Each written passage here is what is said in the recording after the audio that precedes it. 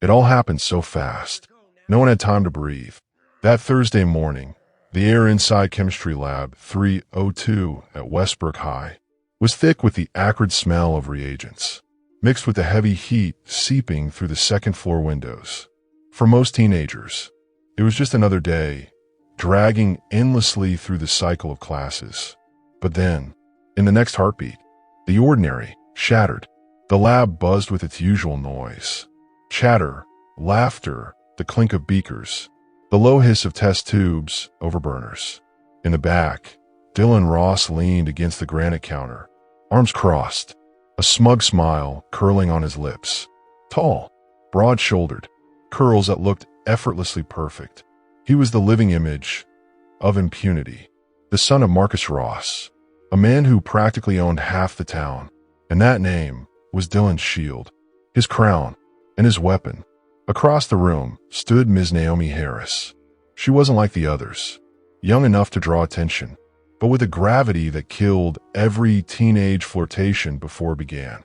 She was in her 30s, but carried herself like someone who'd already lived a dozen lives, always in long sleeves, even in summer. Her posture, straight, still, like a soldier at rest, and her eyes, deep brown, absorbing everything, revealing nothing. Those eyes were what unsettled Dylan the most. They seemed to read him, not with judgment, but with that cold certainty that eats through arrogance. "Focus on your experiment, Dylan," she said calmly. "Your solution is about to overheat." Her voice, level, unshaken, cut through the room. She didn't even look at him. That indifference, to Dylan, was an insult. He wasn't used to being ignored, especially not by someone his father paid. His smirk faltered. "Don't tell me what to do," he snapped. "You're not my boss. My dad pays your salary." The room froze. The words, his usual weapon, hung in the air like smoke. Every head turned toward him, and toward her. Ms. Harris turned, slowly. Her eyes met his, colder than ice, sharper than steel. Her stillness wasn't fear. It was control. "You may believe your father's money runs this school," she said, each word deliberate, steady. "But in this classroom, science and discipline rule. Sit down." That last phrase, "sit down," wasn't a request. It was an order. Final, unshakable. For the first time, Dylan hesitated, but pride burned hotter than reason. His friends were watching. Everyone was. He couldn't back down. Backing down meant weakness. With a snap, he slammed his notebook shut. "Or what?" he growled, stepping forward. His large frame cast a shadow across her face. "What are you going to do if I don't sit?" He was inches away now, his expensive cologne mixing with the sharp scent of chemicals. And in that moment, Dylan Ross crossed the line. He lunged. Then, the impact, his hand wrapped around her throat. He shoved her back against the counter, glass rattling, the thud echoing like thunder. A gas valve hissed open. The entire room stopped. Leo, the quiet one in the corner, gasped in silence, eyes wide with shock. Dylan's grip tightened, his face twisted with ugly triumph. He lifted her, her feet barely touching the ground. "Now what?" he spat. "Huh? What are you going to do now?" Time stood still, only the hiss of gas, and his ragged breathing. Everyone waited for panic, for fear. But Naomi's eyes didn't widen. They narrowed, and in that instant, the teacher disappeared. What stood there was something else, something dangerous, disciplined, and terrifyingly precise. Dylan felt it first, the shift in her grip. Her hands moved like lightning, clamping onto his wrist. Her strength shocking, surgical. His smirk vanished. Panic flickered. Then pain, white hot. Her other hand snapped against his elbow, bending it in a way nature never meant it to bend. Dylan's cry split the air. Not anger, but pain. His grip faltered. In one smooth motion, too fast for the human eye, she spun free, locked his arm behind his back, and slammed him face first into the counter. The sound boomed through the lab. He was done, bent, shaking, gasping. The predator turned prey, and she, the calm, quiet teacher, was a hunter no one had seen coming. Silence. The students stared, mouths open. They hadn't seen self-defense. They'd seen training, discipline, combat. Leaning close, Naomi whispered, her voice soft but lethal. "You have no idea who you're dealing with." Dylan writhed in pain. The more he struggled, the tighter she held. "Apologize," she said. One word. Cold. Commanding. He gasped, trembling, sweat dripping down his face. "Say it." Her voice sliced through the air. I'm sorry," he choked out. "I'm sorry." Only then did she release him. A shove, calculated, controlled. He stumbled forward, clutching his arm, his face pale, the confidence gone. The classroom was deathly silent. Every eye locked on her, the woman who had just broken the untouchable.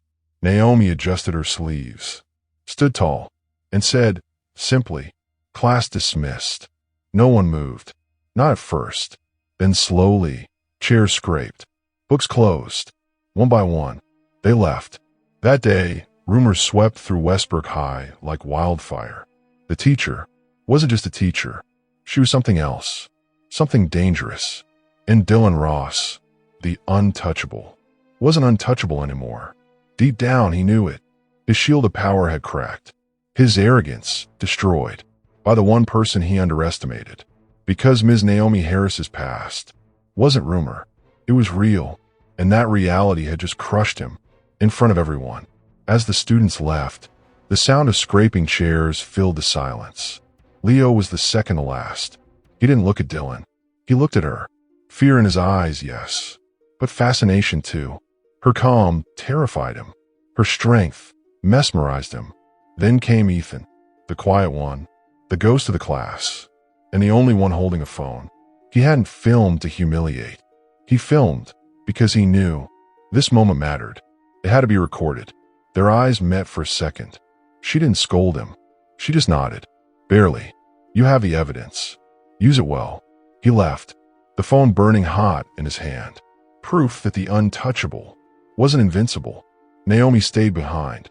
The hiss of gas faded into background noise. She walked to the counter, the one she'd been thrown against, and ran her fingers over the cold surface. That attack had awakened something. Not just training, memory, failure. A life buried under aliases and classrooms. Calm as a lie, she thought. Discipline is the disguise. They're right. I'm not a teacher. I'm a weapon. The scar beneath her sleeve throbbed, a reminder of the mission that had driven her here. She looked at Dylan. His face was swollen, not from pain, but humiliation. "You'll pay for this," he rasped. "You have no idea what you've just done to your life." Naomi took a step closer. He flinched. "Oh, I have a very clear idea," she said softly, each word laced with steel.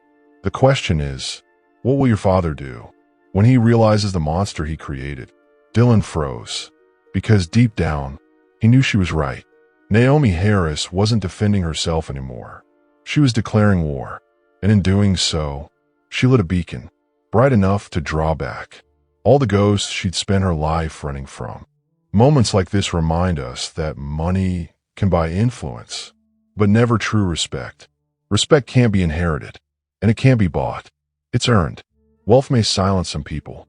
It may even bend a few rules. But arrogance, when confronted by integrity forged in fire, always meets its master. And that's when the truth surfaces. Dylan Ross's humiliation was the spark. Naomi Harris's past was about to detonate. Her future and the fate of Westbrook High now hung on one question. How long could Major Sarah Jenkins hide beneath the mask of Ms. Naomi Harris? The morning sun over Denver had barely touched the horizon when their lives, Naomi's and Dylan's, exploded into the public domain. The spark came from a single high-resolution video file, exactly 48 seconds long, posted by Ethan, the ghost of the chemistry lab, on an obscure social media platform. Ethan, with the instinct of an archivist chasing raw truth, didn't write a caption. He simply titled it, "Chemistry at Breaking Point." Within 20 minutes, the clip had been downloaded, reposted, and spread like wildfire. Soon, the title evolved into something more explosive and viral. Teacher knocks out millionaire bully. The impact was seismic. The footage was brutally clear. It opened with Dylan, tall, full of arrogance, advancing on Naomi. Then, the moment of violence, his hand around her throat. And then, the shift, the terror in Dylan's eyes. Not anger, but pain, confusion, disbelief. As Naomi moved with cold, surgical precision, there was no sound, just the raw image of humiliation. And that silence made it even more powerful. The absence of audio forced every viewer to fill the silence with their own shock. Naomi's phone, an old, encrypted model she kept out of habit, began to buzz relentlessly on her bedside table. She sat in her small, Spartan apartment, the only light coming from her laptop screen. She wasn't watching the video. She was watching the comments. They were an ocean of polarization. That's assault. Her career's over. The dad gonna bury her in lawsuits. She's not a teacher. She's trained military. Look at her stance. Someone dig into her background. Finally, someone put that rich brat in his place. She's the hero we need, not the one we deserve. That was self-defense. He went for her throat. She reacted. That's tactical, trained survival. Naomi read them with disturbing calm.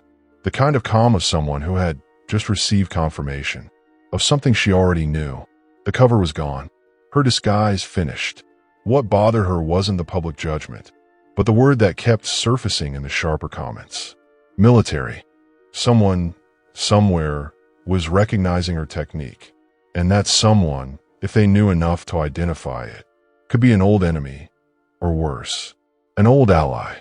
The first to break official silence was Principal Thompson, a tired man in his 50s, his shoulders permanently curved under the weight of running a school where the Ross family's influence was stronger than any code of conduct. He called Naomi, his voice thick, shaking with panic.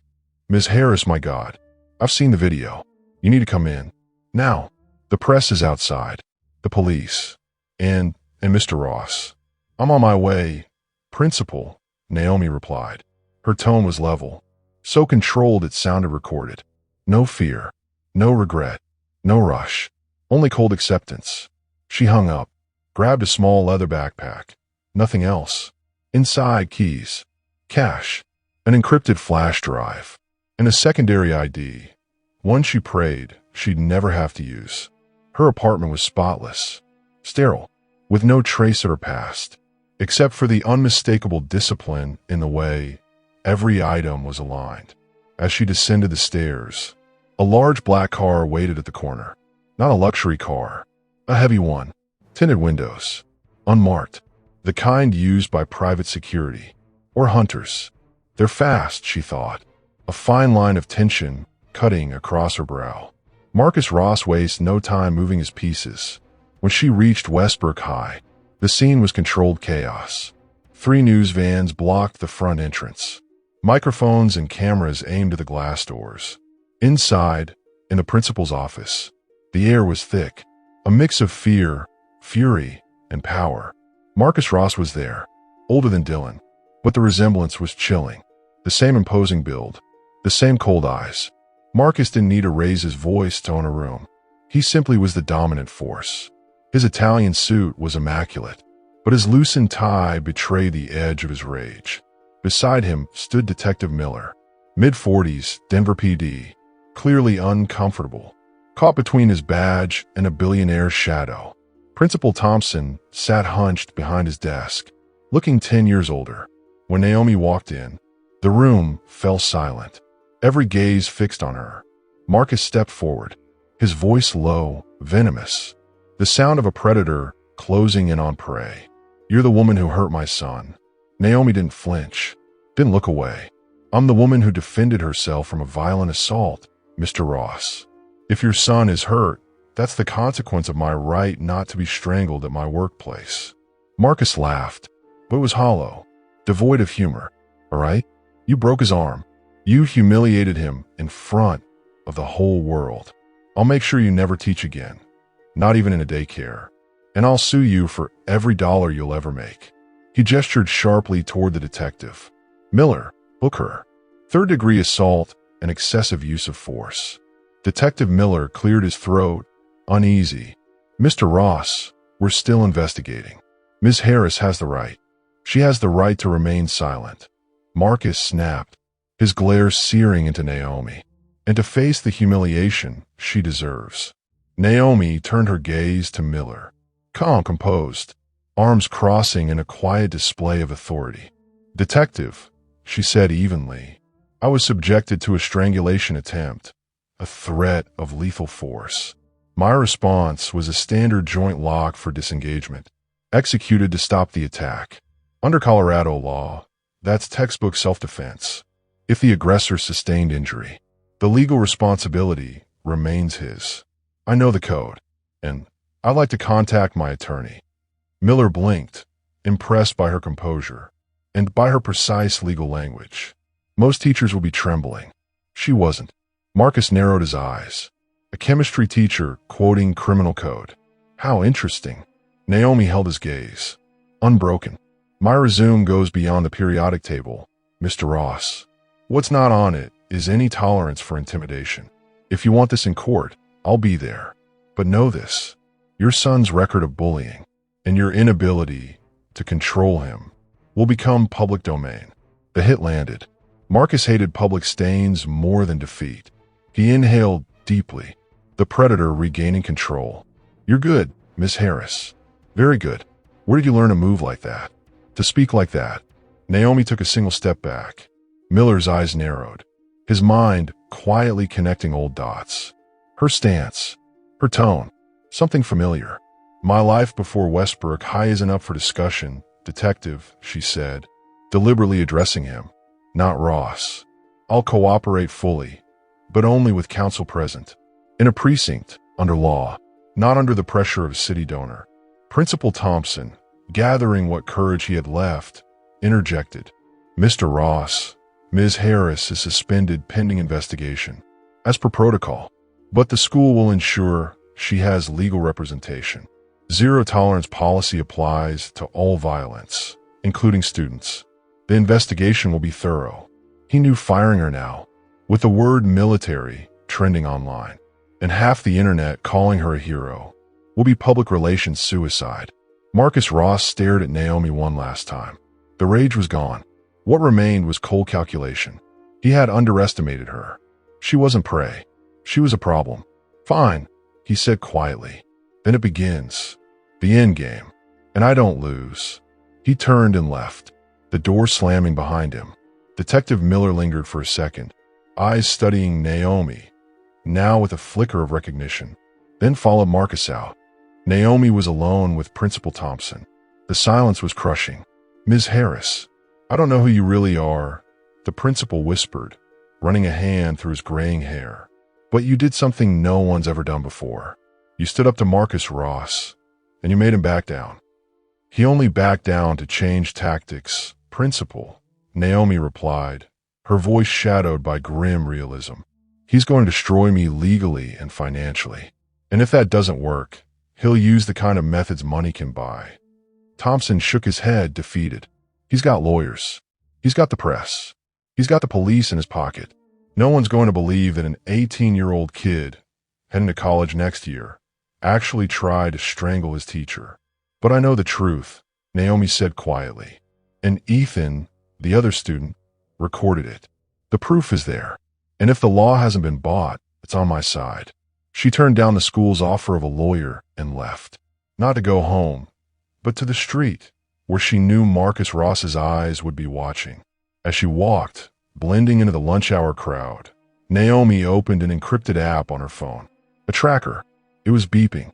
The red dot on the map was stationary miles away, but the ping frequency told another story. Something far more advanced was tailing her. This wasn't just a car parked nearby. It was professional surveillance. She stopped in front of shop window and looked at her reflection. She saw the dark hair, the calm face, the teacher's blazer. But behind her, she saw the faint turn of a black car at the corner. And she saw something else, the shadow of another life. The invisible scar on her shoulder, the one she thought only she knew about, throbbed faintly. It was a reminder of who she had been before, Major Sarah Jenkins. Sarah Jenkins wasn't a teacher.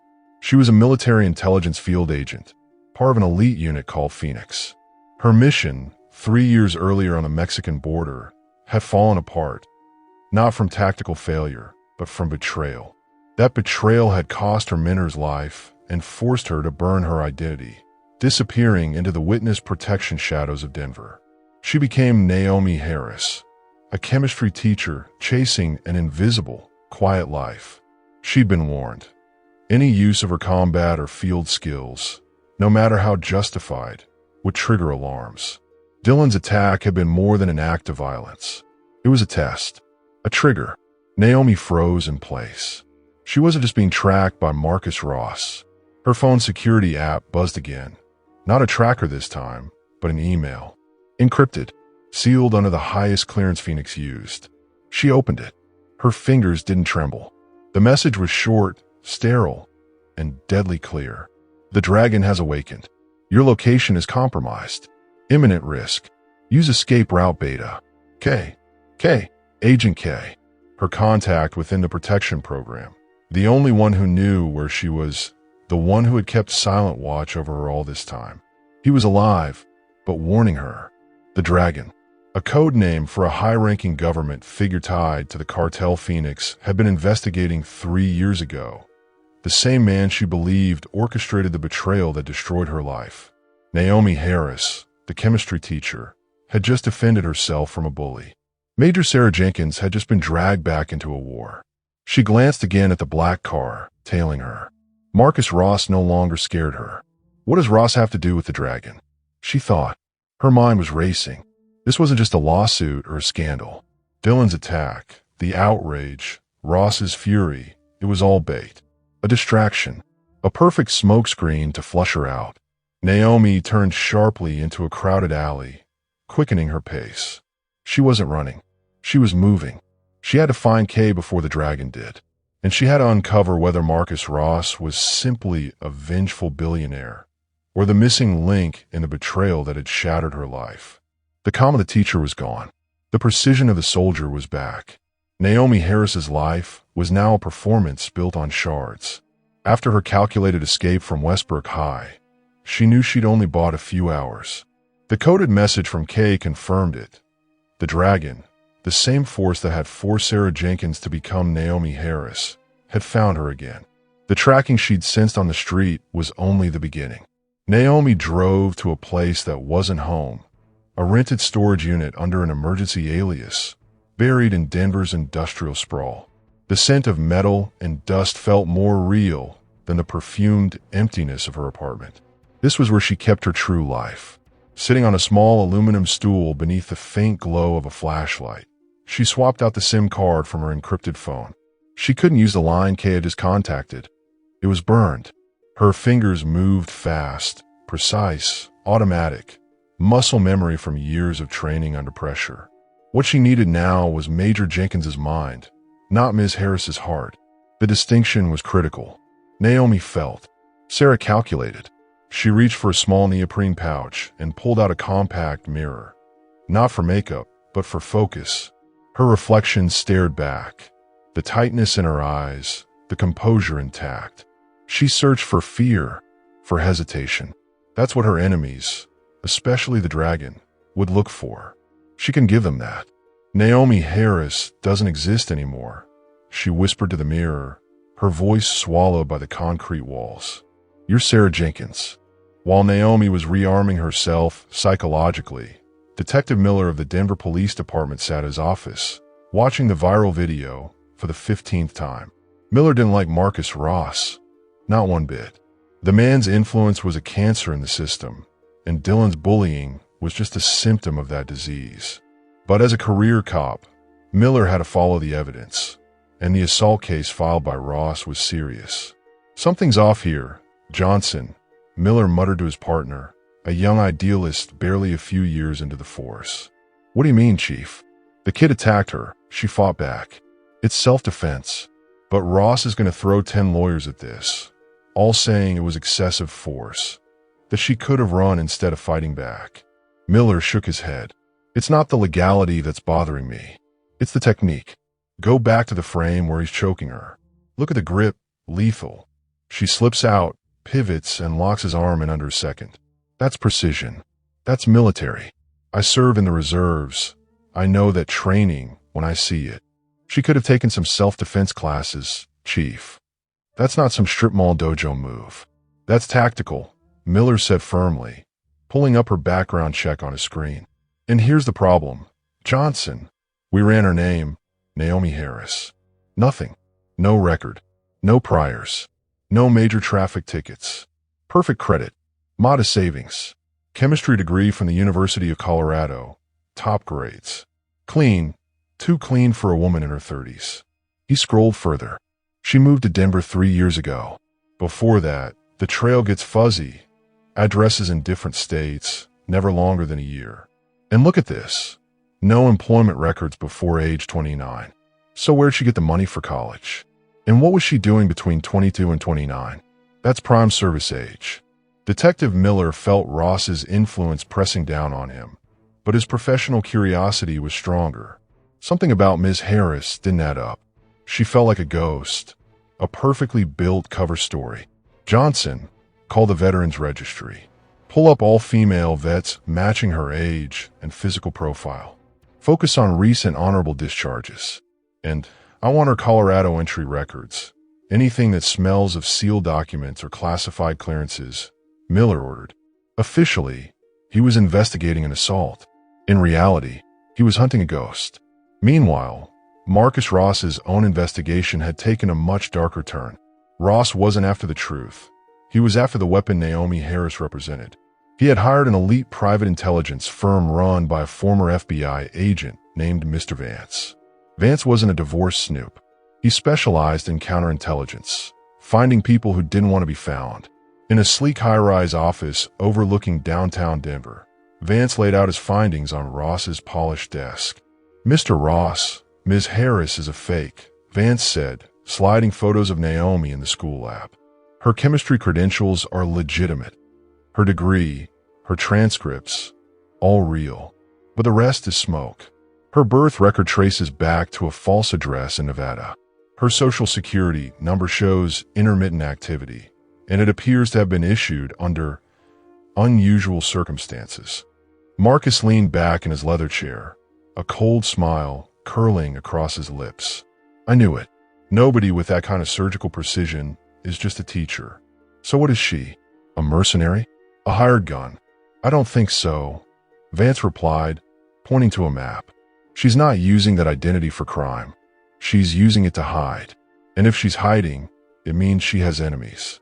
Dangerous ones. Look at her habits. She pays cash for everything except bills.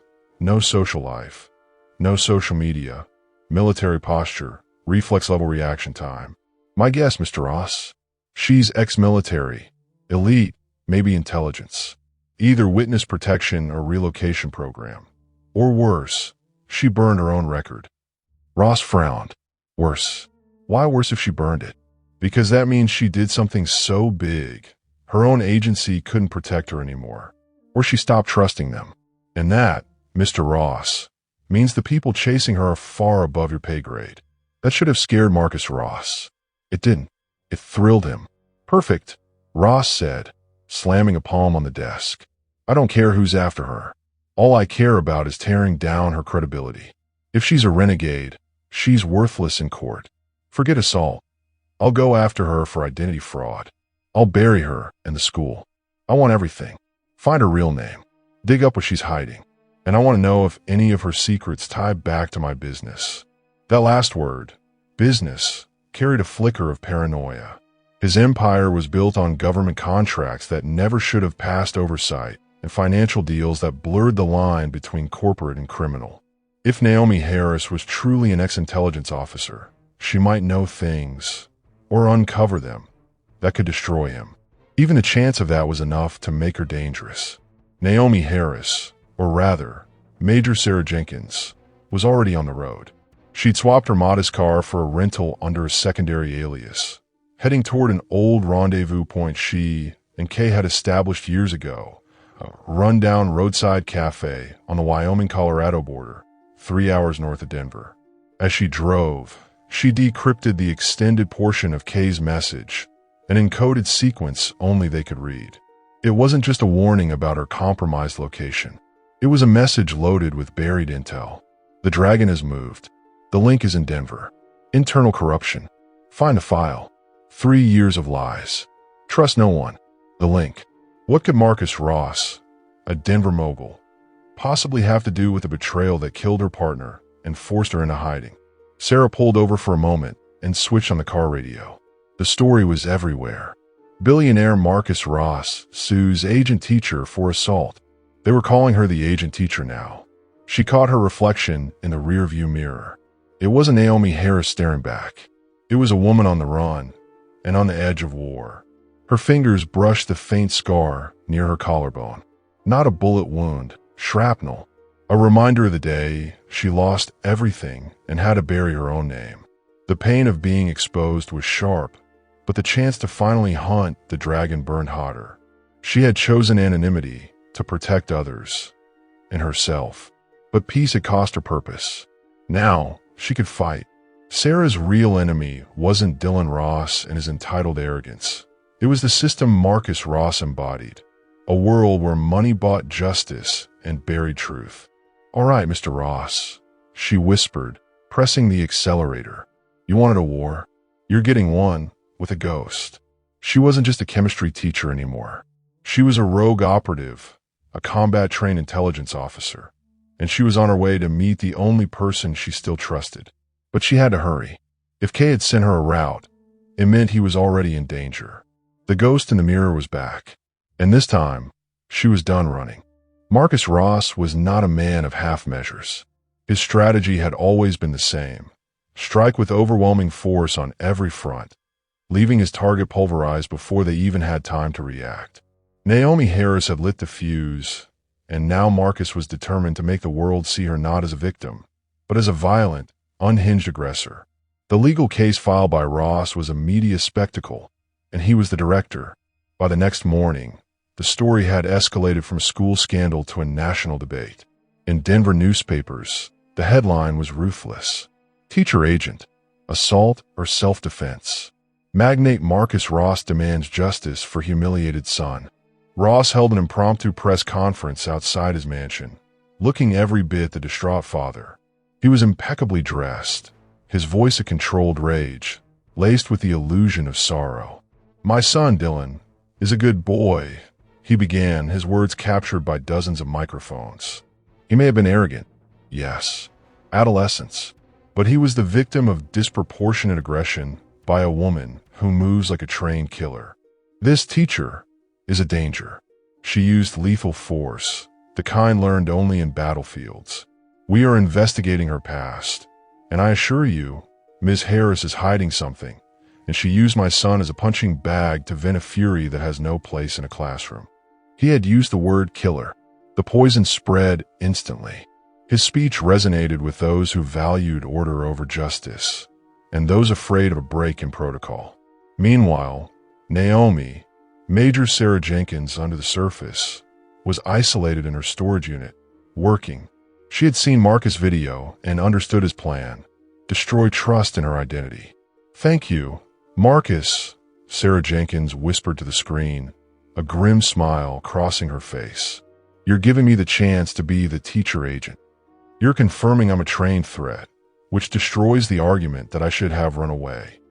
She worked to encrypt crucial information about Agent K and his history in Phoenix, in case she was captured.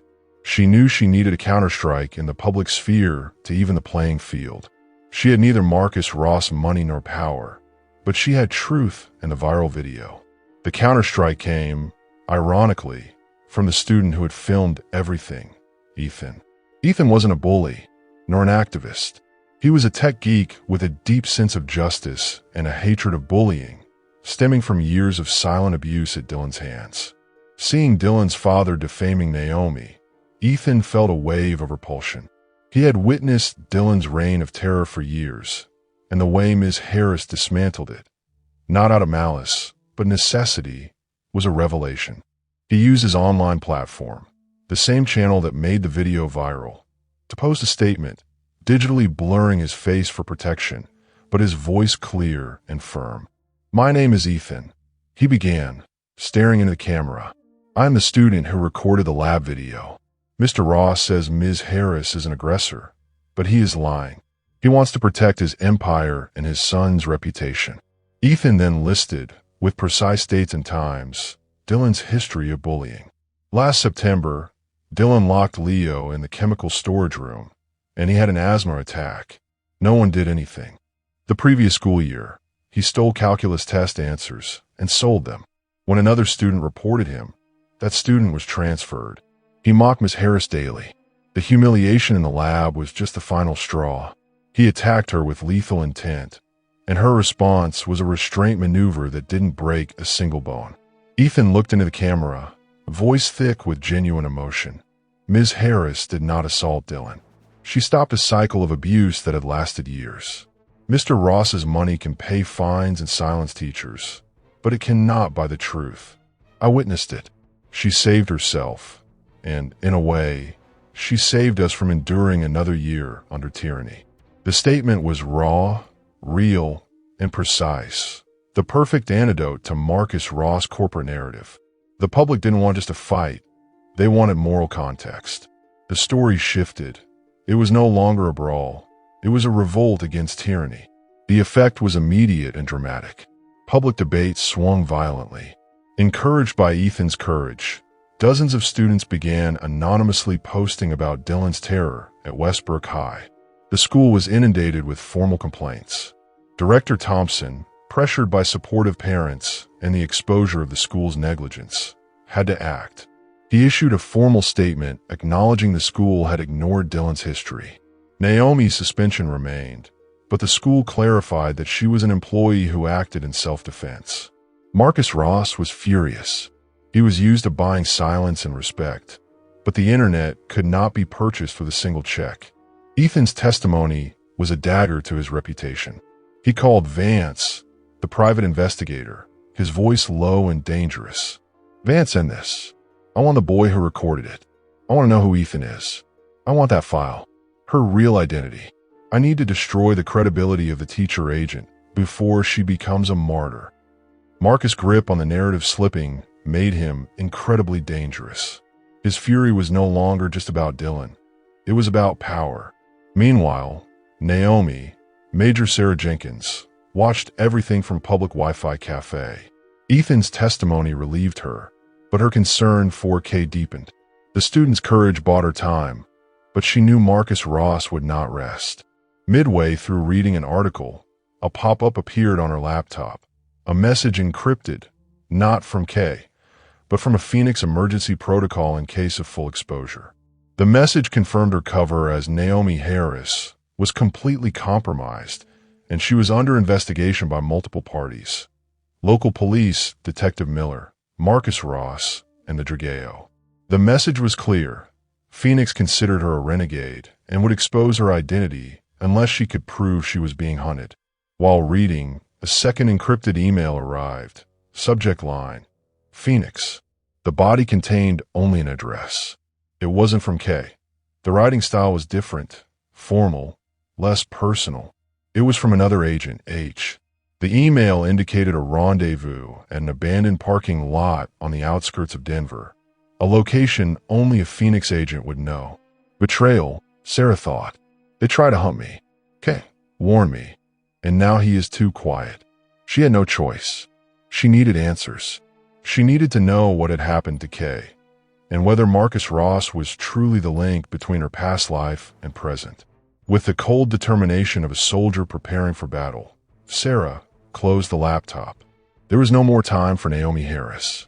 She was Major Sarah Jenkins, heading to the rendezvous.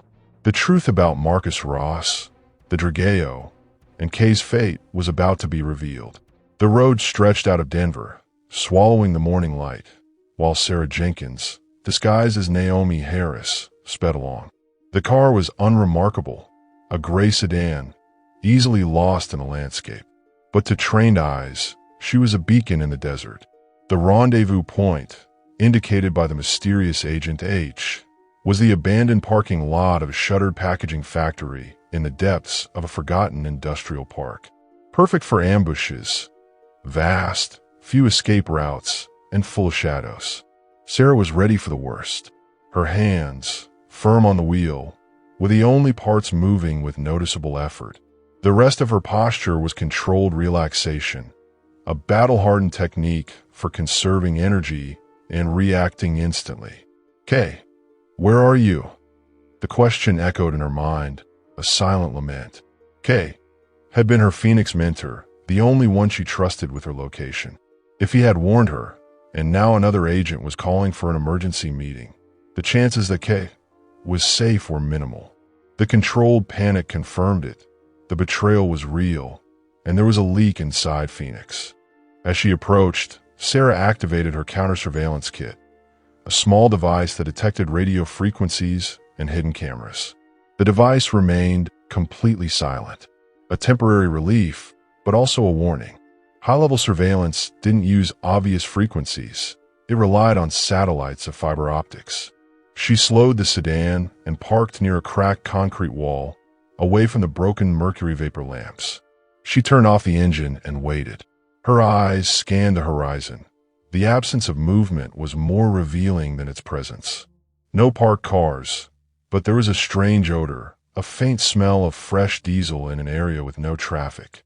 "You're not here alone, Sarah murmured, her finger brushing the small safety switch on her backpack.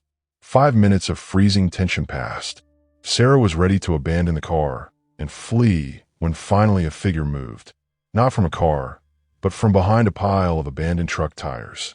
A young woman, younger than Sarah had expected, in her 20s, wearing jeans and a black hoodie. Her hair was pulled back, and her eyes darted nervously, betraying stress. Sarah recognized the face.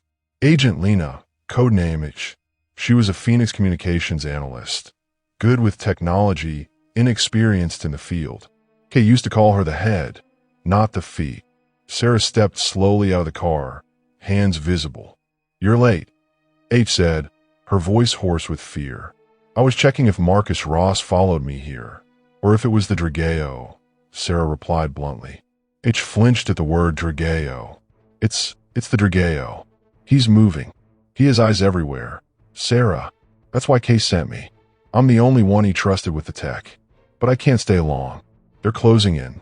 Sarah took a step forward, the Major's composure returning. "Where's Kay?"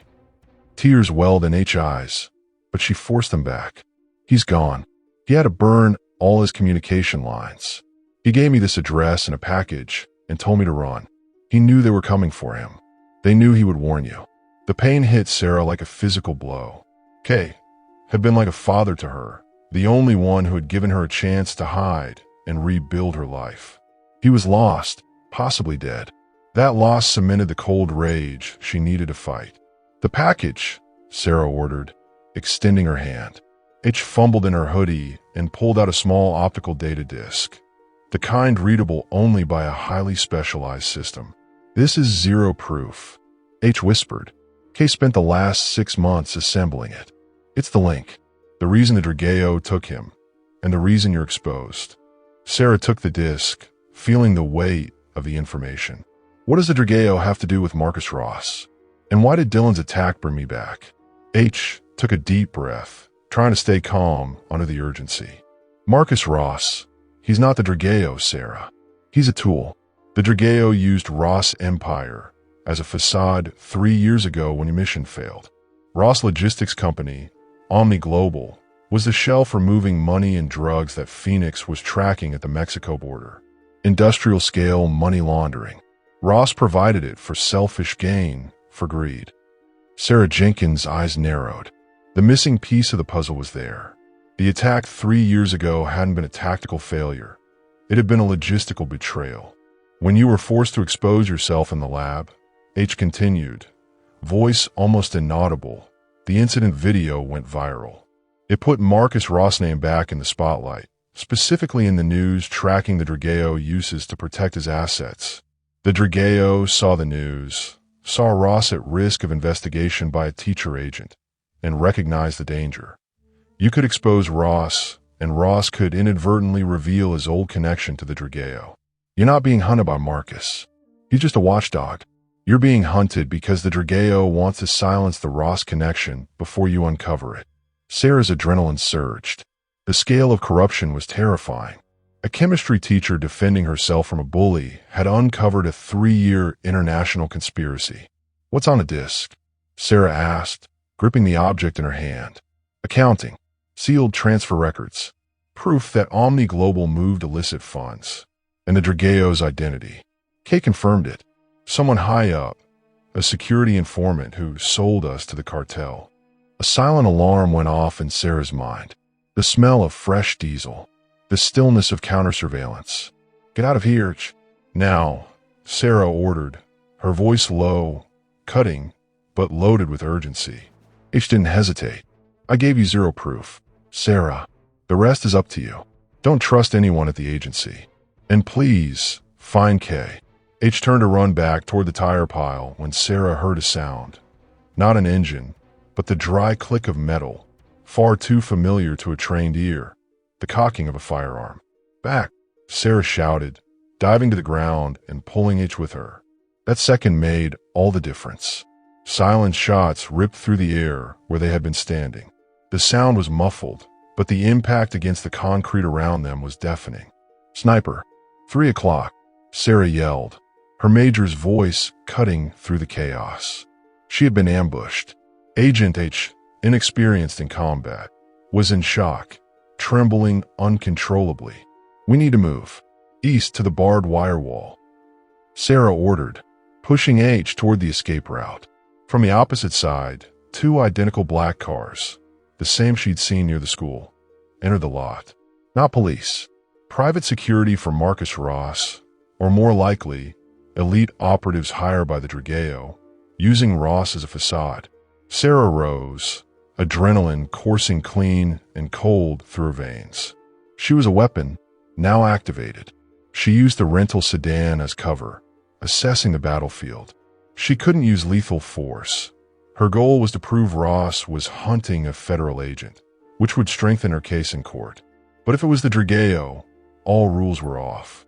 The first man to approach, a hulking figure with an earpiece, advanced toward their hiding spot. Sarah grabbed a fire extinguisher from inside the car. In a swift motion, she discharged it, creating a cloud of chemical powder that blinded the operative. "Run, H. Now!" While the man coughed and staggered, Sarah moved. She didn't strike to injure, but to disarm. Her movements were pure Krav Maga, precise at close range. She twisted his wrist, broke the joint, and seized his weapon, all in a fraction of a second. She didn't shoot him. She used his gun to fire at the approaching black car's tires, halting the pursuit. The muffled shots echoed through the lot. H was running toward the wall, but the sniper was skilled. A second shot hit her leg. She fell, letting out a scream of pain mixed with frustration. Sarah couldn't stop. Kay's sacrifice could not be in vain. She had zero proof. She held the Drageo's identity in her hands. She sprinted to H, pulling the wounded agent behind a concrete barrier. "You have to go, Sarah," groaned H, face pale and covered in cold sweat. "They're coming. If they get zero proof, it's over." Sarah hesitated for a moment. Emotion weighed on her, but discipline prevailed. "Tell them I forced you to give me the disc. Tell them you don't know what it is," Sarah ordered. She tore a piece of her clothing, improvising a tourniquet for H's leg, stabilizing the wound. "They'll find you," said H, clutching Sarah's arm. Sarah met her gaze, eyes void of fear, yet full of deadly resolve. "Let them come. I have what I need. And now, I have a mission. Avenge Kay and expose the Drageo." With one last look at the young injured agent, Sarah Jenkins turned and vanished into the shadows of the industrial complex. She was no longer a chemistry teacher. She was Major Sarah Jenkins, entirely alone, carrying the weight of an international conspiracy and the identity of the traitor in her hands. What Dylan Ross had started with his arrogance had now become a full-blown espionage war. The force of the internal explosion kept Sarah Jenkins moving. She didn't stop running until the muted roar of the pursuing cars faded into a distant hum in her memory. Her body was in cold efficiency mode, a biological machine designed for flight and survival. The disc, zero proof, was hidden in a secret seam in her jacket lining, small in weight but immense in significance. the key to the Drageo, the traitor's identity, and the redemption for the deaths of her mentor, Agent K, and her partner, David. She abandoned the rental car in a crowded underground parking lot near downtown Denver, using rush hour chaos to disappear into the crowd. Her movements were chameleon-like.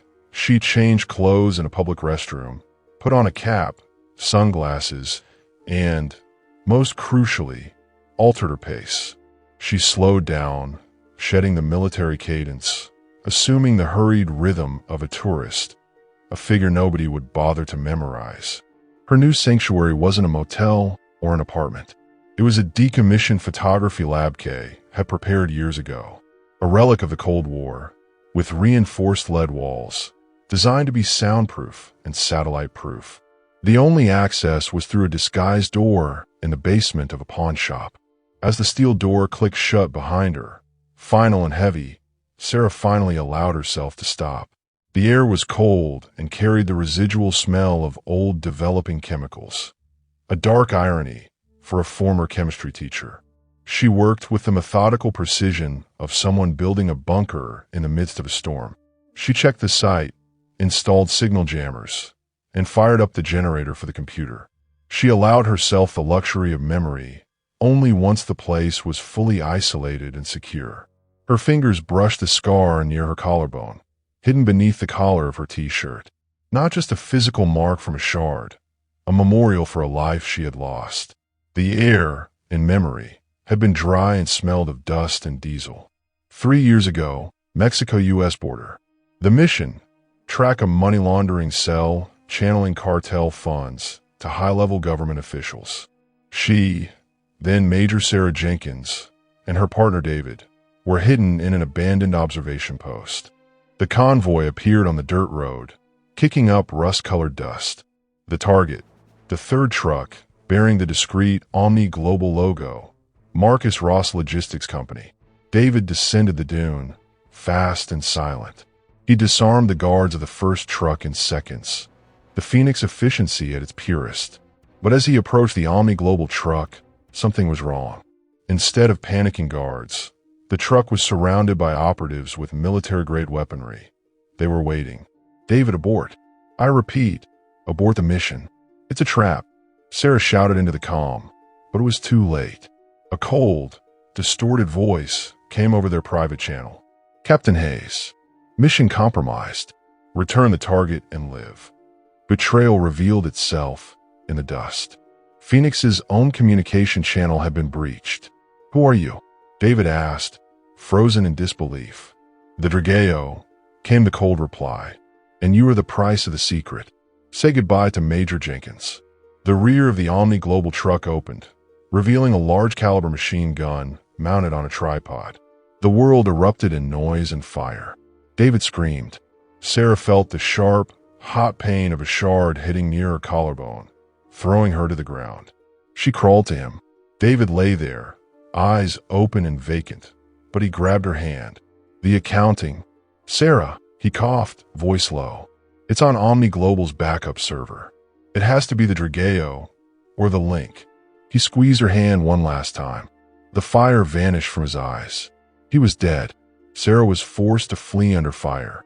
She had to leave the man she loved to die alone in the dust while Marcus Ross trucks escaped, taking the truth and the traitor into shadow. It was that loss that had driven her to burn her identity and hide as Naomi Harris.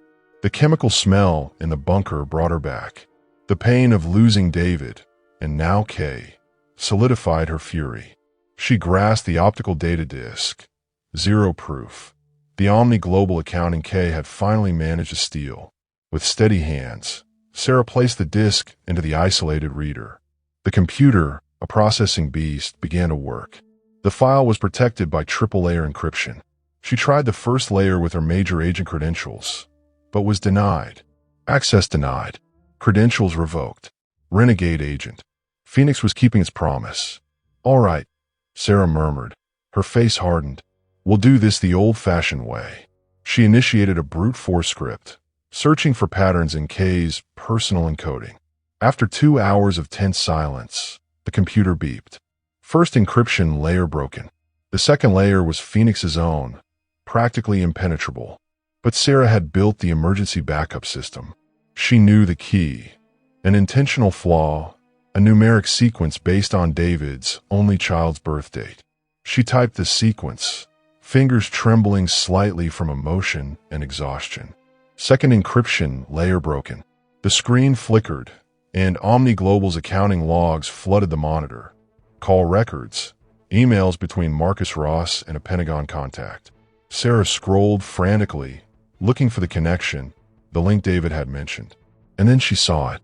In a line of metadata attached to a massive OmniGlobal funds transfer to an offshore account, there was a real name tied to a real identity. Drageo, Senator Alan Vance. The name hit her like lightning. Senator Vance, the same name as the former FBI agent Marcus Ross had publicly hired to hunt her. Sarah stepped back from the monitor, the shard in her shoulder now feeling like it was on fire. Marcus Ross hadn't just hired an investigator. He had hired the Drageo himself to hunt her. The betrayal was deeper, crueler than she had ever imagined. Senator Vance, disguised as a private investigator, was only a few steps away, using Ross' legal process to locate and silence her. The war had changed. She wasn't just fighting a magnate in a cartel. She was fighting a high-level traitor using law, media, and her own agency as camouflage. The only remaining obstacle was OmniGlobal's third and final encryption layer, the last defense protecting Senator Vance's ultimate proof. Absolutely. The noose was tightening, and now Sarah needed to turn zero proof into a guided missile. The revelation of the Drageo's identity as Senator Alan Vance had cemented Sarah's mission, turning revenge into a matter of national security. She wasn't just fighting for David and Kay's memory. She was fighting to expose a traitor embedded in the heart of government. And the clock was ticking. Vance, the disguised private investigator of Marcus Ross, was no mere bureaucrat, a master of counterintelligence, with resources making Phoenix look like child's play. His years in the Senate and FBI ensured he had eyes and ears in every agency. Sarah sat in the bunker, facing the monitor displaying OmniGlobal's last encryption layer, the final line of defense between her and irrefutable proof that Marcus Ross had facilitated cartel operations in exchange for Vance's favors. She knew she couldn't simply hand the disk to the police. Vance controlled Detective Miller and likely all his superiors. The proof had to be public, massive, impossible to silence or refute. The only way to fight absolute power was with absolute truth, delivered by the most destructive source, the internet. As Sarah worked, her Major Jenkins brain activated in triple defense mode. First priority, break encryption. Second, create an anonymous, secure leak channel. Third, anticipate Vance's move. OmniGlobal's encryption was complex, based on banking security protocols. Only specialized hardware and time could break it. Using Kay's robust system, Sarah identified a weakness, a repetitive timestamp pattern. She suspected Ross, arrogant in his wealth, had reused a security code from one of his personal accounts. "You're good with money, Ross, but not with security," Sarah muttered, typing a sequence of Ross financial data she had memorized from her old job. The computer roared, processing the crack. The progress bar moved slowly, each percentage of victory against power. Meanwhile, external pressure grew. Senator Alan Vance was in his office in downtown Denver, not as an investigator, but in Ross Capital, Marcus Ross Empire headquarters. He was watching Ethan's video, The Brave Student. Vance wasn't concerned about Dylan's defamation. He was concerned with Naomi Harris's ability to inspire loyalty. "Where is she, Marcus?" Vance asked, cold and controlling, a far cry from the investigator persona he projected to the press. Marcus Ross was on the verge of a rage collapse. His son, Dylan, ridiculed nationally, his company under investigation, and now controlled by a politician he barely trusted. "Our team's lost her in downtown. She uses the streets like a forest. She's trained, Vance. I told you," Marcus stammered, pressing his temples. "And the girl, H, we caught at the warehouse. She's sedated in the hospital. She says nothing, only repeats that Naomi forced her. Perfect. That confirms she has the disc. Marcus, Vance said, emotionless. And if she has the disc, she has proof we made illicit deals 3 years ago. She has proof I'm the Drageo, and you are the shell. You need to silence her. Now, I've used Phoenix's satellite surveillance system. She hid. She's in a bunker. And the only person who would know of a bunker in Denver is our deceased friend, Kay. Vance activated triangulation software on Ross' tablet. Kay used old area codes for communication. Find me all records of abandoned properties in Denver rented or modified over 3 years ago using shell accounts. Start with industrial areas. I want that disk before she leaks it. If this info leaks, it's not just me who falls. It's our cartel, your company. Your son in jail for complicity. The threat to Dylan's freedom was Marcus' only Achilles heel. He clenched his fists and, with renewed coldness, ordered his security team to start the hunt. Marcus Ross was back in the game, but now a desperate hunting dog. While Senator Vance tightened the net with government tracking technology, a more instinctive field agent was moving, Detective Miller. Miller was at the precinct, examining Ms. Naomi Harris's file. The story didn't add up. Ethan's video and Naomi's stance had awakened his old sense of justice and suspicion of Ross. He ignored Vance's request, which he thought was just a private investigator, to close the case. He had run the name Naomi Harris through all veteran and intelligence databases, without success, but he had changed tactics. Miller remembered the armbar Naomi had used. He had seen it once, during counterintelligence training police did with special forces. He searched the system for Major Sarah Jenkins, one of the few women in his old training circle. The name appeared, but with a note, deceased in action, presumed dead in unauthorized border operation. The photo of Major Sarah Jenkins on the screen wasn't identical to Naomi Harris, but the similarities were striking. Eye shape, facial posture, the scar. It can't be, Miller whispered. A major in intelligence, pretending to be a chemistry teacher? And the guy hunting her is Senator Vance. The name Alan Vance triggered an alert for Miller. He knew, from internal police sources, that Vance was a political facilitator for sensitive projects, often involving security and logistics contracts. Miller realized he wasn't investigating an assault. He was in the middle of high-level espionage, and in the crossfire. If Vance was the investigator, and Vance had a dark past, he was serving Ross. And if Naomi Harris was a renegade major, she had information that could blow the country apart. Miller did something his boss would have fired him for instantly. He grabbed his personal cell, not the police one, and called his only contact in Phoenix Internal Affairs. He wasn't asking about Naomi Harris. He was asking about Senator Alan Vance. In the bunker, Sarah let out a silent cry of triumph. Third encryption layer broken.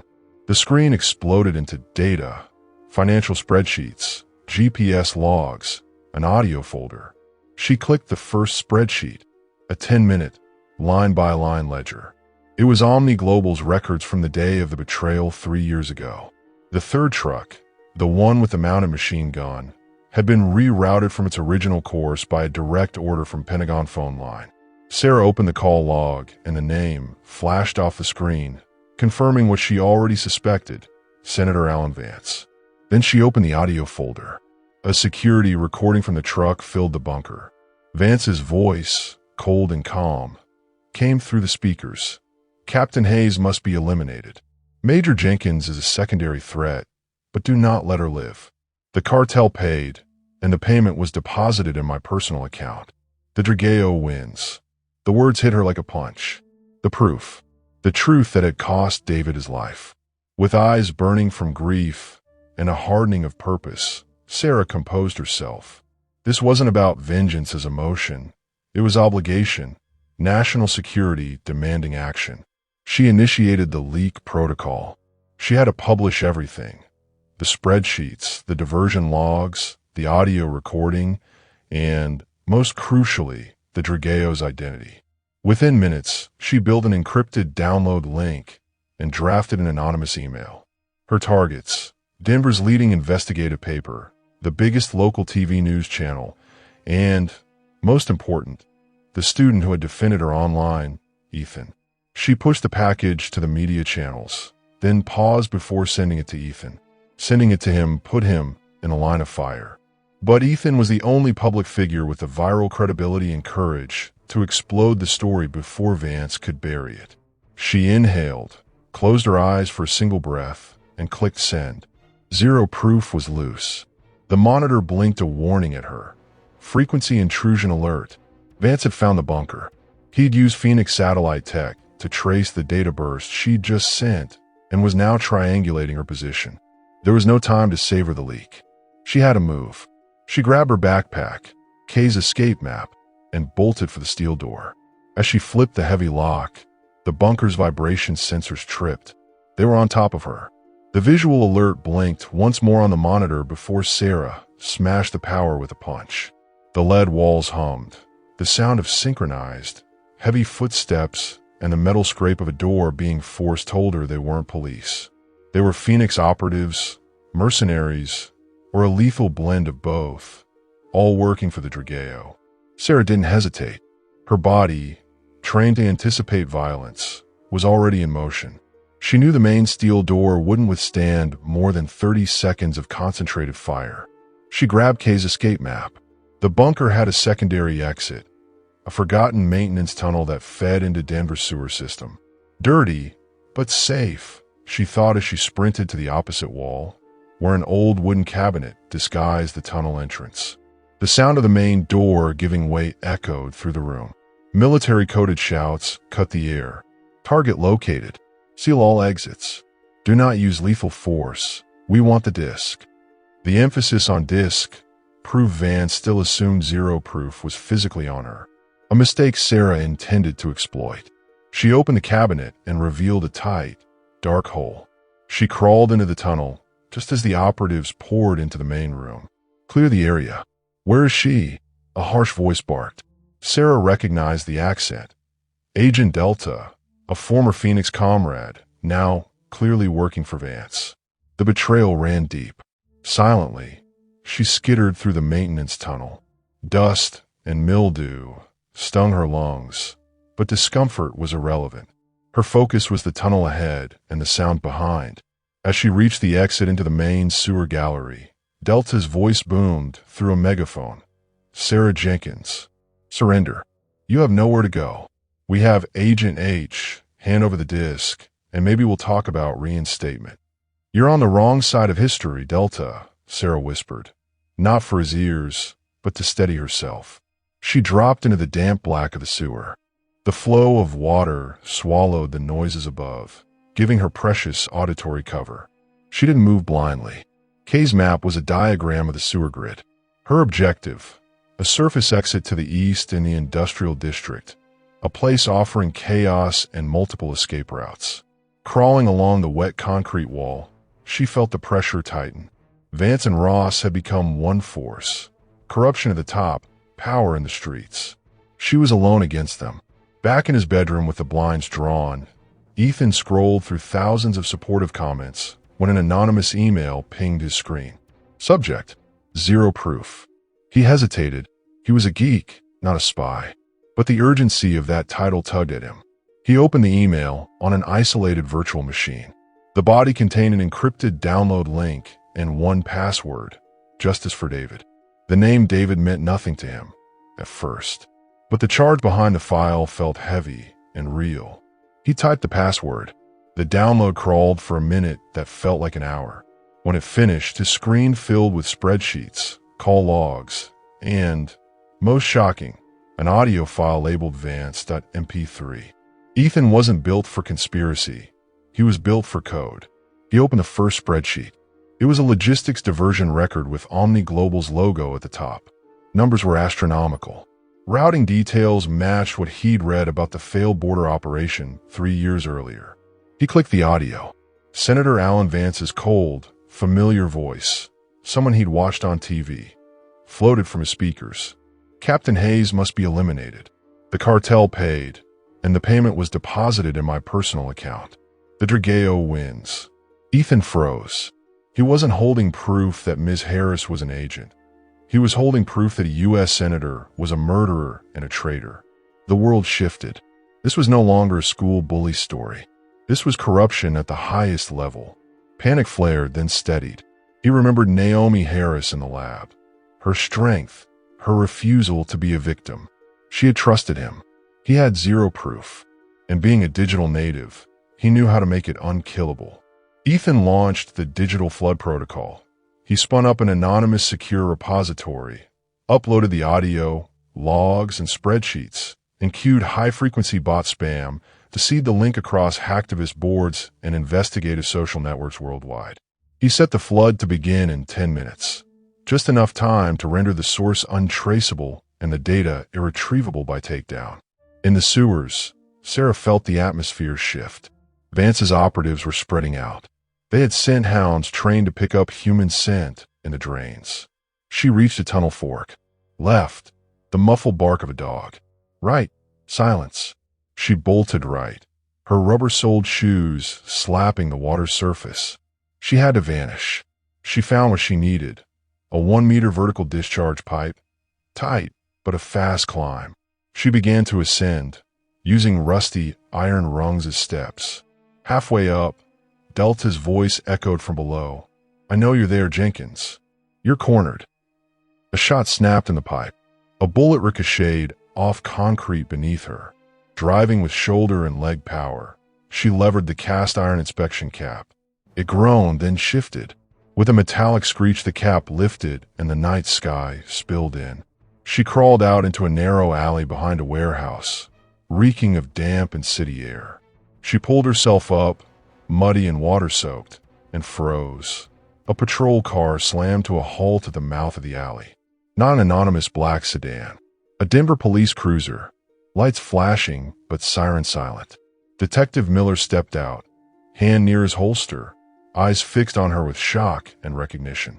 "Major Jenkins," Miller said softly. "Or should I call you Ms. Harris?" Sarah tensed. She was cornered, covered in sewage, in a dark alley, and the one man she couldn't fully trust, who also didn't look like an enemy, had found her. "What do you want, detective?" she asked, hand poised to disarm if necessary. Miller took a deliberate step closer. He didn't look like a cop in command. He looked like a man who'd seen a ghost. "I want the truth. I know who you are. I know who Alan Vance is. He's at the top, and you have the proof that'll blow him wide open. Get in the car, Major. I'm not arresting you. I'm getting you out of the line of fire. I'm your only ally right now." Miller's face was earnest. Sarah could have beaten him in a fight, but something in his eyes convinced her. He'd made the connection. 2 blocks away, a fire truck siren, likely a diversion for Vance's operatives, began to wail. Her time had run out. Zero proof was sent.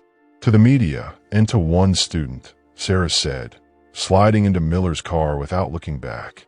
He nodded, panic-thin at the edges, and pushed the cruiser out of the alley. The chase had paused. The war was about to begin. They tore through Denver's night, lights flashing, siren off, a silent streak of urgency. The air inside was thick with unsaid things and the tang of sewage. Miller kept his eyes on the road, glancing at the rear view at every red light to check for tails. Beside him, mud-streaked and exhausted, sat Major Sarah Jenkins, no longer Naomi Harris for very long, a monarch in exile. "You have a lot of explaining to do, Major," Miller said, low and steady. "I know about Phoenix. I know Alan Vance is the private investigator Ross hired. I know you aren't a chemistry teacher. You were in a satellite-proof bunker, and you just climbed out of the sewer. Now tell me what that disc does, because I just called my internal contact, and he confirmed. Vance is the Drageo." Sarah exhaled for the first time in days, the smallest loosening of shoulders. "He is the Drageo," she said. "And the disc, zero proof, proves he used Marcus Ross' company, OmniGlobal, to cover a cartel's logistics 3 years ago. I have the accounting, the call logs, and the audio that tie him to my partner's murder." Miller felt a chill crawl down his spine. A senator, a murder, a cartel. It was far beyond his pay grade, but justice was still what kept his hands on the wheel. "And who did you leak this to?" he asked. "To 2 media outlets and 1 student. Ethan." He's the kid who filmed the lab. He has the courage and the digital reach to make this story explode, Sarah replied. But that also makes him the next target. Vance won't go after the media first. He'll go after the weakest link to try to seize the data before it becomes irretrievable. Miller slammed his fist on the steering wheel in frustration. Shit, you just put a teenager in a line of fire. I trusted his courage, detective, Sarah said, locking eyes with him. He showed the integrity I once expected from my own government. Now the mission is to protect Ethan and zero proof. Miller floored the accelerator toward Ethan's address on the outskirts of Denver. Meanwhile, the digital chaos was just beginning. Ethan was riding equal parts euphoria and terror. The bots were live. He just flooded the internet with the proof. On his screen, he watched the first signs of media pickup. Investigative forums ignited, analysts dissecting Vance's voice. Then, within 5 minutes, the other end of the conspiracy moved. Ethan saw his firewall icon flash bright red. High-power intrusion attempt. This wasn't a run-of-the-mill hacker. It was a targeted DDoS accompanied by an exploit trying to geolocate his machine. They found me, Ethan whispered. His heart hammered, but Naomi's lesson, calm under pressure, steadied him. He cannot panic. He triggered his emergency protocol, removed the primary hard drive containing the local backup, slid it into a prepared metal box, and opened a backdoor in his own system configured to fake the evidence still being there, drawing the attackers to a decoy file while he slipped away. He just finished when he heard the most terrifying sound of his life. A black, unmarked van screeched to a halt on the street outside. 3 large, silent men in tactical gear were moving toward his front door. Miller and Sarah pulled into Ethan's neighborhood in time to see the van. Ross's security, or Vance's operatives, Sarah said, voice tight, eyes calculating the threat. Miller stopped 2 houses down and grabbed his emergency shotgun. I'm a cop. They can't ignore that. They don't care about cops, detective. Not when their boss is Senator Vance, Sarah warned. If you charge in, they'll shoot first and ask questions later. They watched the men breach Ethan's front door with a single push. I'm going in, Sarah said, flinging her car door open.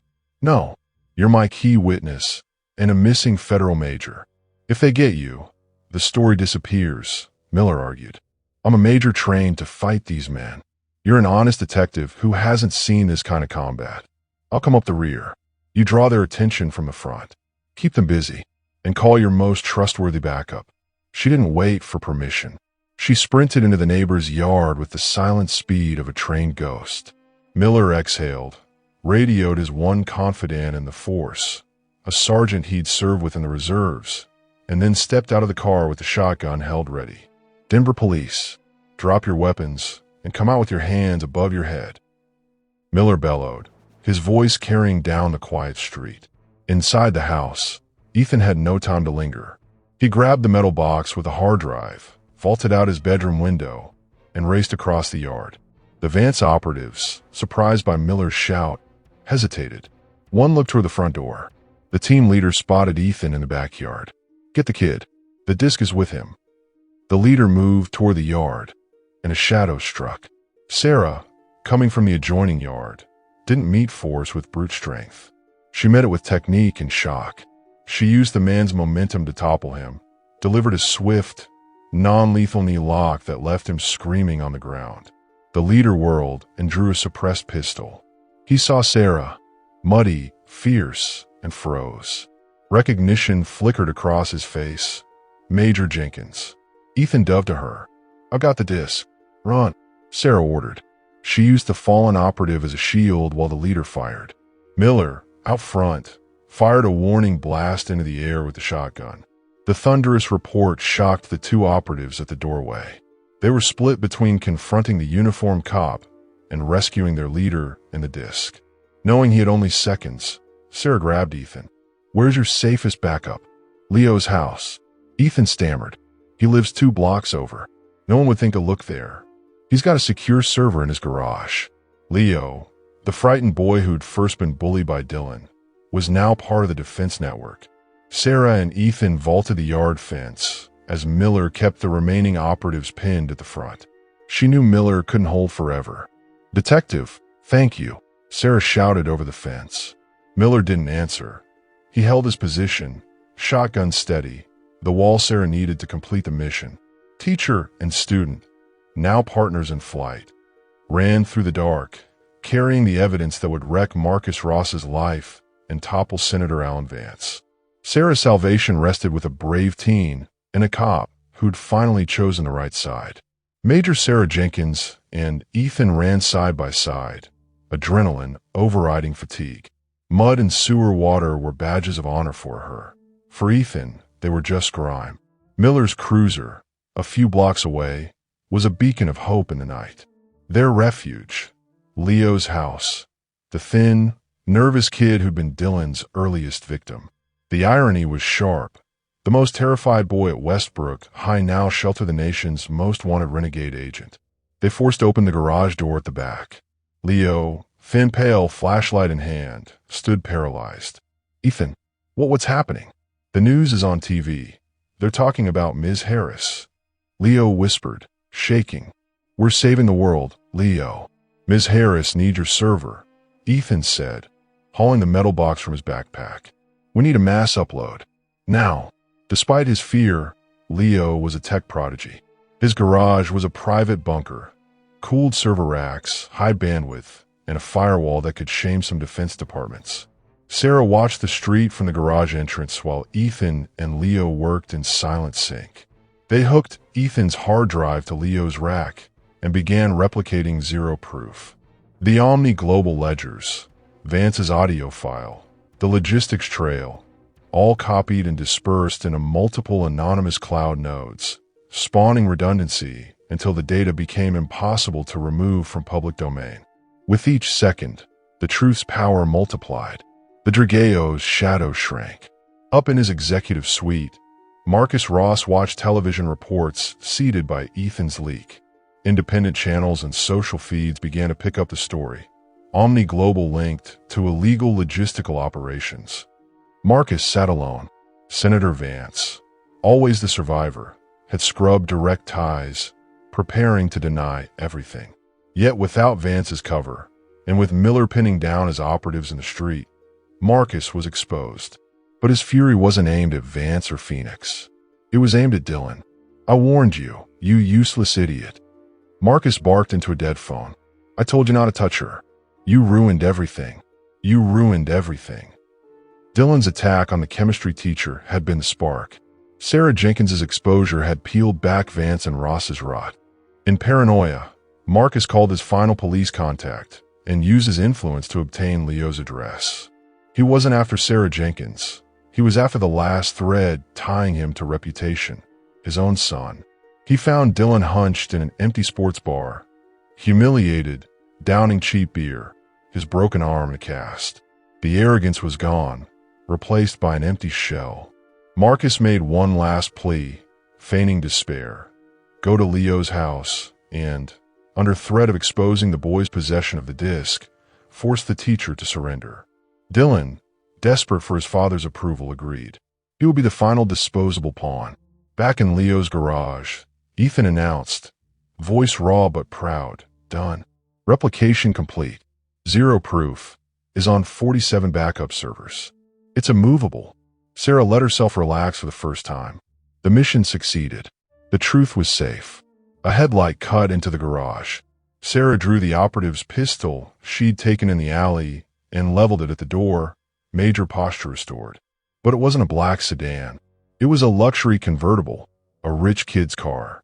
The figure stumbling out was Dylan Ross, pale, disheveled, clutching a school key and a phone. "Miss Harris."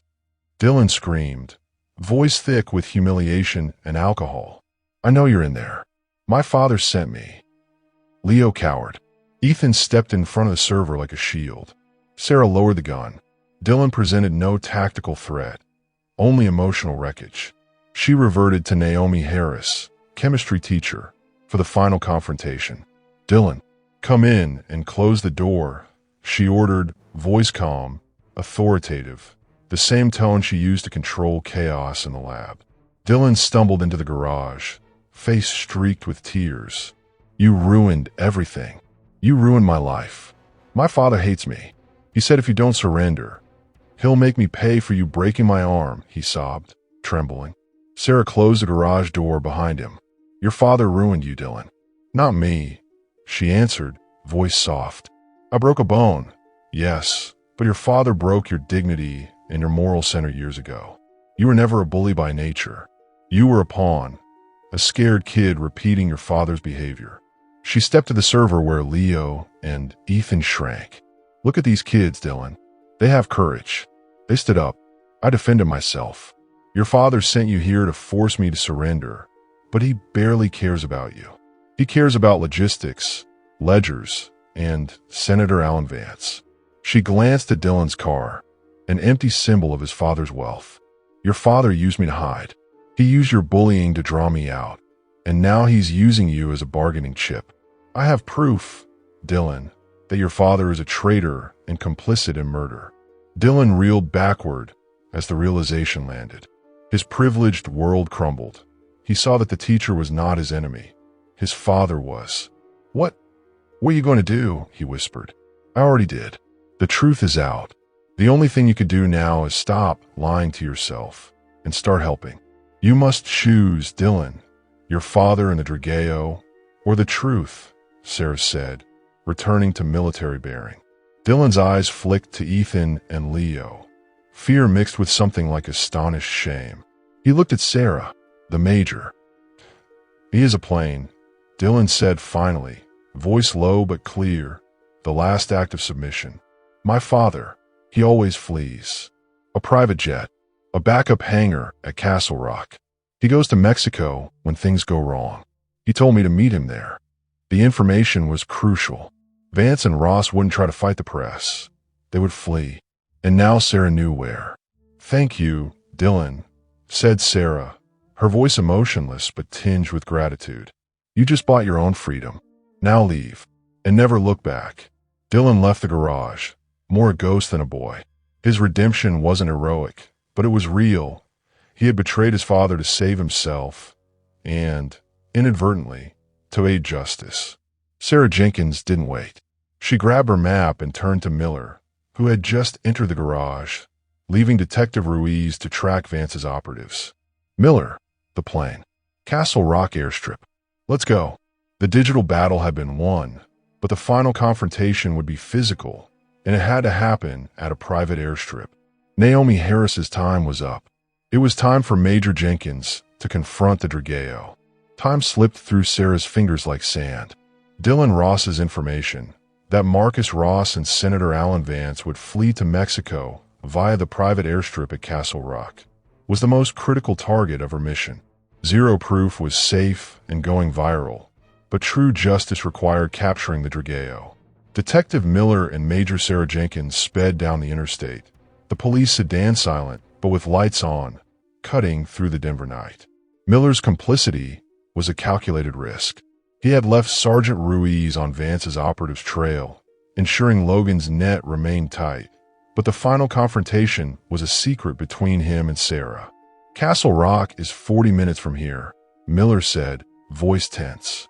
If they're already on the plane, we lose.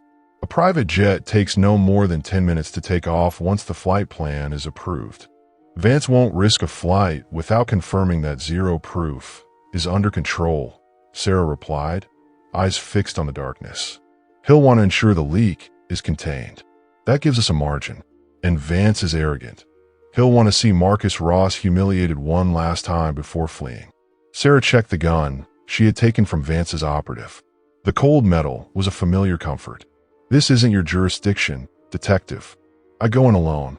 Your job is to surround the hangar and ensure local police are there to arrest both, alive, once the dust settles. If you enter with me, Vance will see you as an official threat. He won't shoot a cop, but he will shoot me. Miller hesitated for a second. He was a police officer who had sworn to uphold the law, but he knew that, at that moment, the law was in the hands of a renegade major and the truth she carried. I'll provide cover, he finally agreed, flooring the car. But if I hear a shot, I'm in. The Castle Rock Airport was a small executive aviation complex, silent under the dim light of floodlights. Marcus Ross's hangar lay isolated at the back. Miller parked the police car behind a storage shed, about 100 meters from the hangar. Sarah exited, body tense but ready. The mud and dirt on her clothes had dried, transforming her into a dark, resolute figure. "I'm going in through the roof," Sarah said. "You handle the frontal approach, but only after I'm inside. Call the reinforcements now, detective." "Good luck, Major," Miller said, watching her disappear into the shadows. Sarah moved with ghost-like precision. She climbed the barbed wire fence silently, crossed the empty tarmac, and used an external maintenance ladder to reach the hangar roof. Up there, she found what she expected, a ventilation skylight leading inside. With the knife Kay had hidden in her bunker, Sarah cut through the thin metal of the vent, creating a silent opening. The scene below was pure drama. At the center of the hangar, Marcus Ross's private jet was running, ready to depart. Two figures were in confrontation on the jet's boarding stairs. Marcus Ross was pale and sweating, clutching a leather briefcase. Opposite him, cold and imposing, stood Senator Alan Vance. "I told you, Marcus." Vance's voice was cold, dominating, echoing in the hangar. "You are solely responsible for this situation. Your arrogance in letting your son touch Major Jenkins condemned you. I've secured my exit. You are a disposable tool. You can't abandon me." Marcus shouted, desperation eating him alive. "I gave you the money. OmniGlobal is your shield. I demand you take me to Mexico." Vance smiled, a cruel gesture. "I no longer need OmniGlobal, and I certainly don't need you, a low-level accomplice. You're a liability, Marcus. You pay for my flight, but you stay here to answer for our crimes." Vance turned and began ascending the jet stairs. At that moment, Sarah Jenkins acted. She leapt from the skylight, falling 10 meters to the ground with the grace of a parachutist. The sound of her feet hitting the concrete floor froze the hangar. "The Drageo isn't going anywhere," Sarah said, gun aimed at Vance. Naomi Harris's voice was gone. It was Major Jenkins's, loaded with 3 years of fury and grief. Vance spun around, surprise on his face lasting only a microsecond. He was trained. He saw the gun in her hand and the dirt on her clothes. "Sarah Jenkins, I should have known you'd be the last to die," Vance said, regaining his arrogant composure. He was unarmed, trusting in his untouchable status. "You're a renegade. No one will believe you. And that disc is just your desperation. Surrender. You've done enough damage. The disc is going viral. In minutes, every investigative journalist in the world will have OmniGlobal's ledgers, your audio recording, and proof of David Hayes' murder," Sarah said, stepping forward. "Your political life is over, Senator. And your freedom, too." Vance maintained a cold smile. "You're naive, Sarah. Money can always delay justice. And I have an escape route. You can't stop me unless you kill me. And you're not a killer. You're a teacher." The phrase, "you're not a killer," was a challenge. He was betting on Major Jenkins's ethics. Marcus Ross, seeing the opportunity, tried to flee, running toward the hangar door.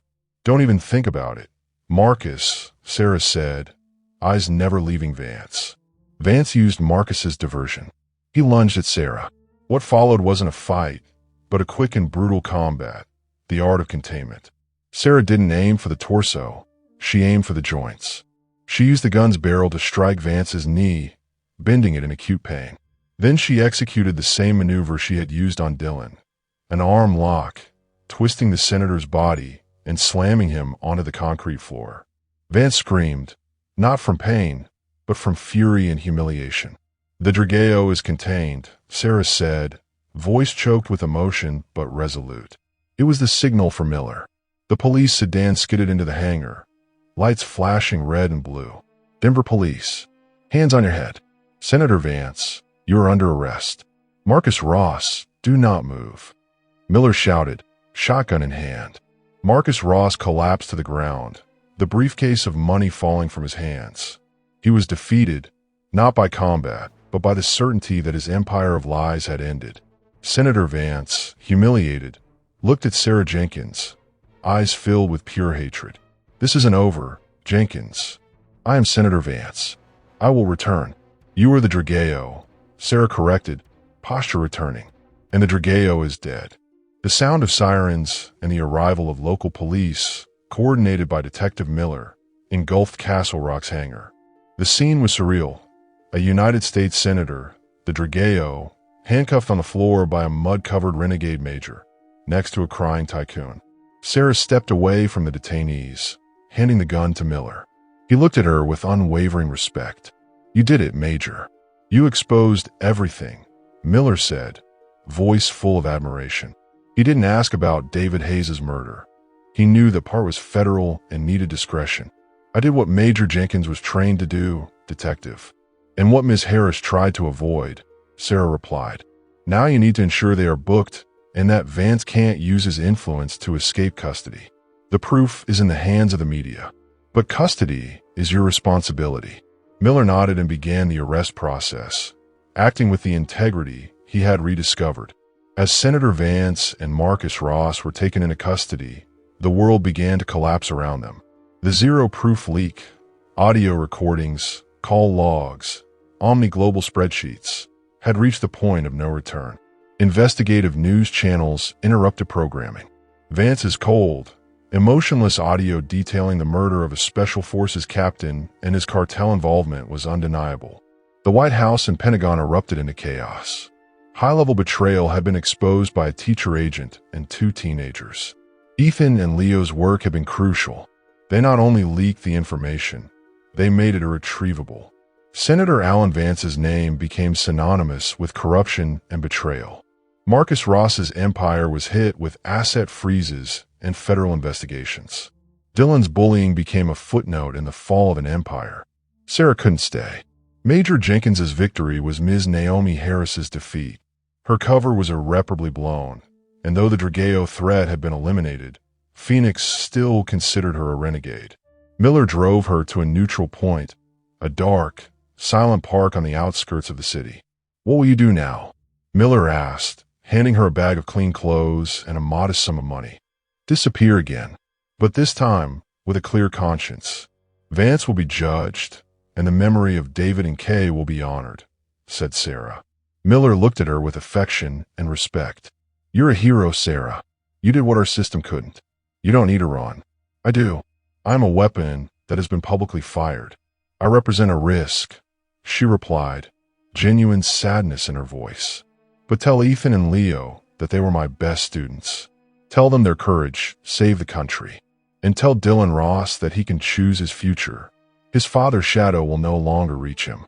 She shook Miller's hand, a firm, military grip. "Take care of Denver, Detective." And with that, Major Sarah Jenkins, the chemistry teacher, turned and vanished into the shadows, returning to anonymity, but with a new peace. A year later, life at Westbrook High was different. Principal Thompson, encouraged by the exposure of corruption, implemented a strict anti-bullying program. Ethan and Leo were silent heroes, students who had learned that true revolution begins at your fingertips, and that technology should be used for the truth. They became inseparable, a hacker and an analyst duo, on their way to top engineering universities. And Dylan Ross, he didn't go to Mexico.